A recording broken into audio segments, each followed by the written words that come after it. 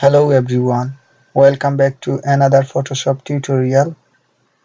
I'll be showing you how to resize and crop an image on Photoshop.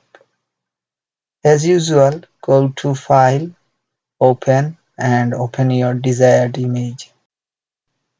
Now we will resize this whether to make it bigger or smaller.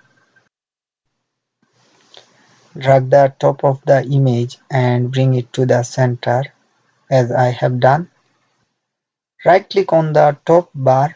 Select Image Size, ensure Scale Styles, Constraint Proportions, and Resample Image are ticked.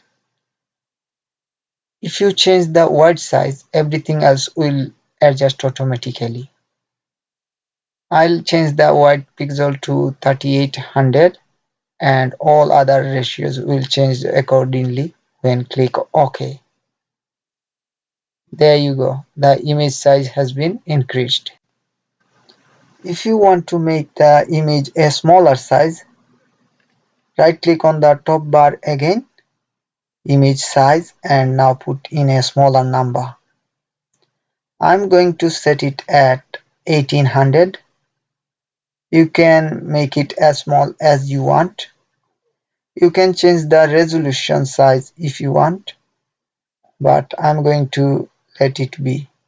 Click OK and it's become small. You can save it when you are happy with the size.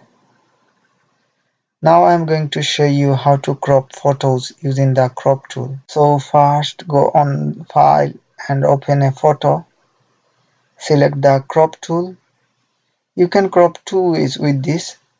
You can select the tool and drag it over a specific area of the photo and crop like this, and can adjust the crop size as I am showing.